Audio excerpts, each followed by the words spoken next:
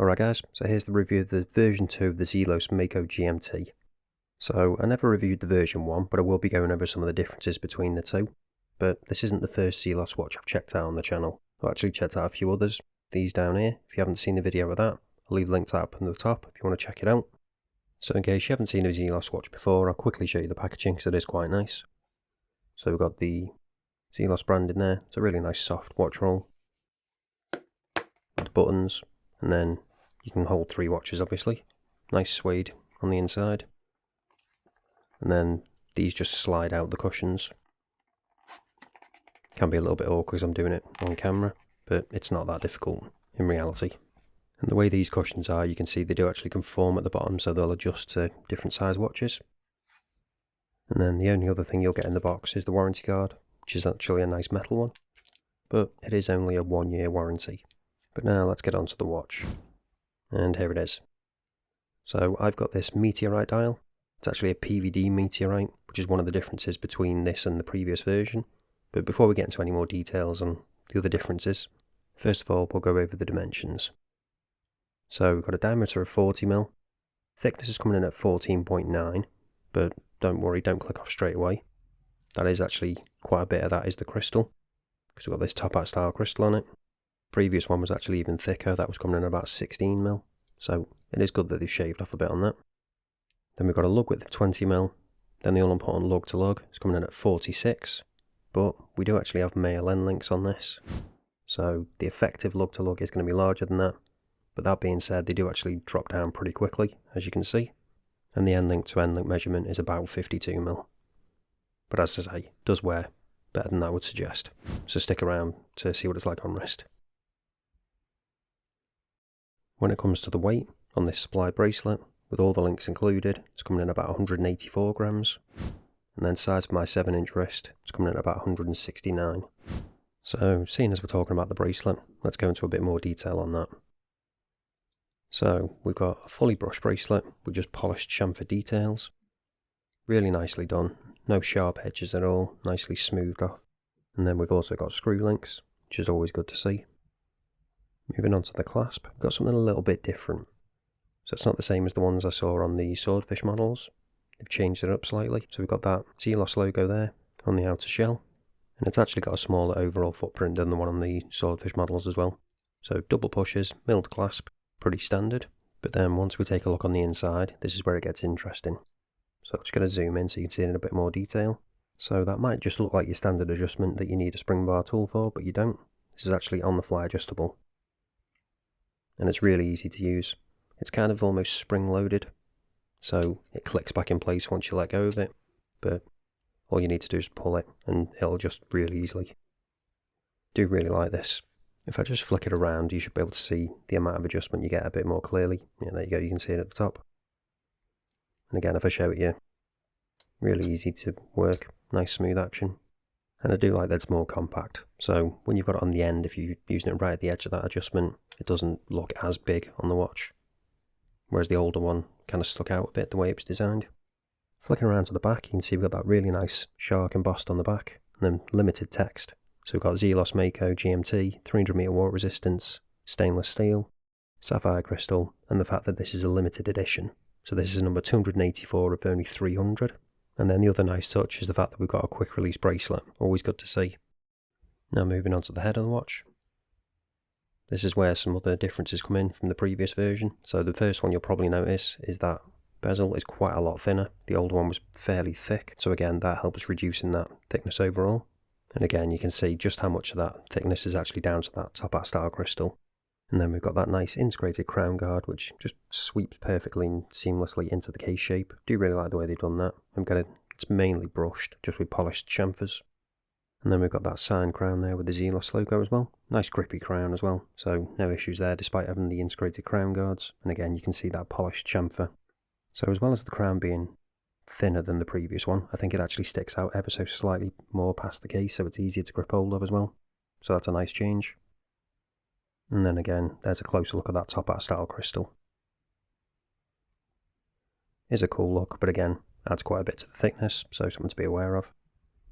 But now, moving on to the star of the show, and that's the dial in particular, because I've got this Meteorite dial. this new PVD Meteorite one.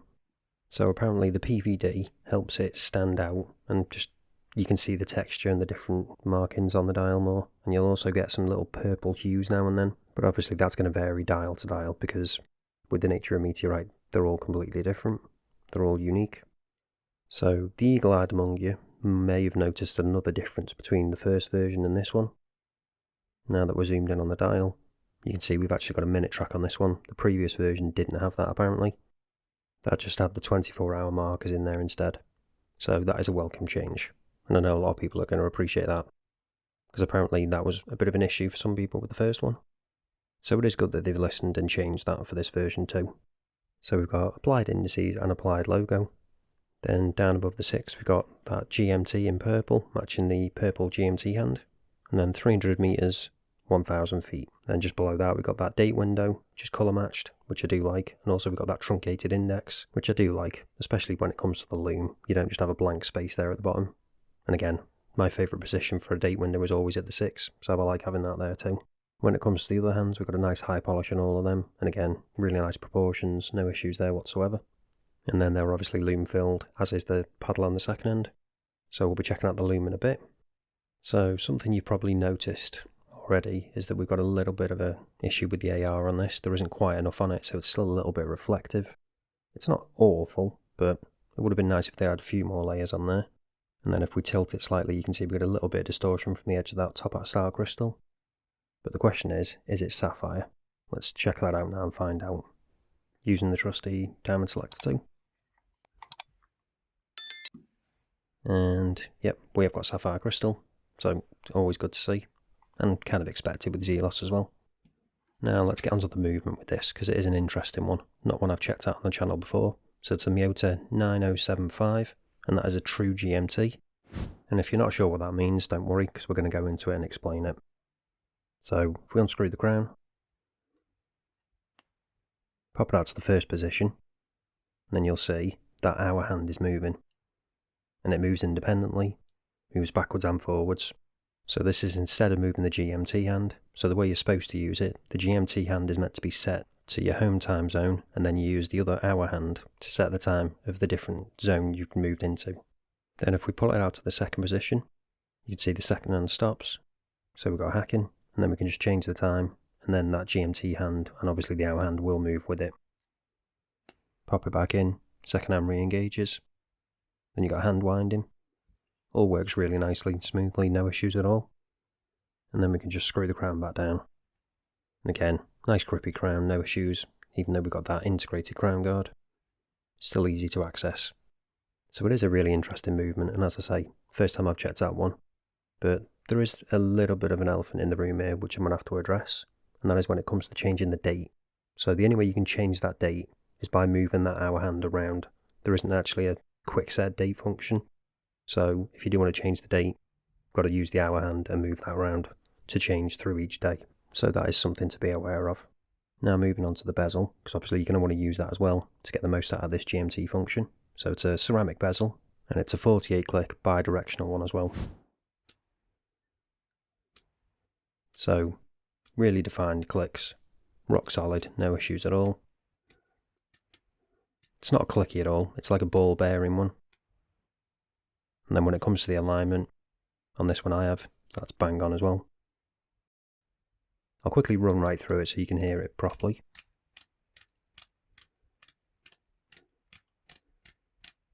So again, not the nicest sounding, but functionality wise, it's perfect. So as you can see, it's shaping up to be a pretty nice overall package, but the question is, what's the loom like? Let's get onto that now, see if that is up to the same standards as everything else. And right away you can see we've got plenty of loom on this. So at the moment it's not coming up on camera very well, but we have actually got two different looms on this. We've got C3 on the hands and the indices, and then on the bezel and on the GMT hand and second hand, we've actually got BGW9. There's no patchiness at all. It's consistent across the hands, indices and bezel, surprisingly, despite the different looms and obviously with the applied indices versus the bezel.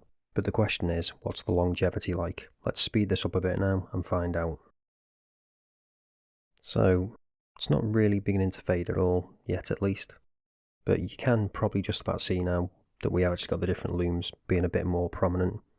that green of the C3 versus the blue of the BGW9, but in terms of longevity, barely faded at all. Really impressive lume on this one. Oh, and I almost forgot as well, we've also got a lumed crown on this.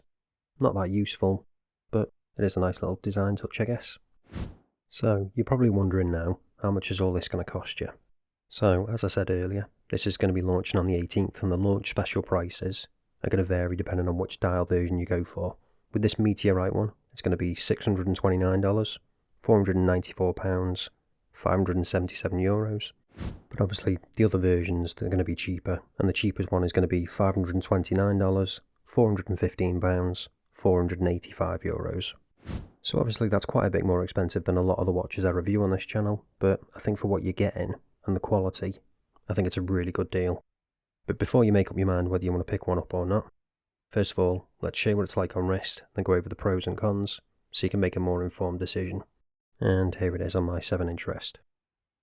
So, as I said, because we've got that on the fly adjustable clasp, you can get the perfect fit, so that's not an issue at all.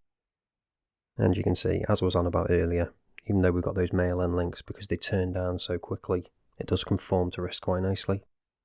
And it doesn't wear as thick as those dimensions would suggest either. I was a little surprised when I read what it was on the site. I had to double check to make sure it was correct, because I initially thought it was just smaller than that, because it wears, well, as I say, just wears a lot smaller than you think, because a fair bit of that thickness is actually down to that top hat style crystal. But now let's get on to some of the things that I would change with this. First one being just a few more layers of AR on there, because it is a little bit reflective.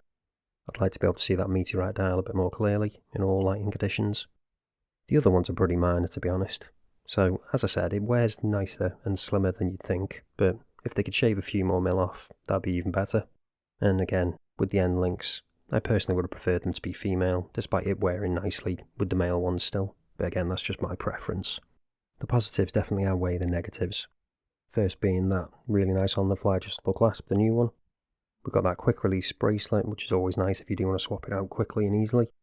Then we've got that really impressive lume, that bi-directional 48 click bezel, which is ceramic.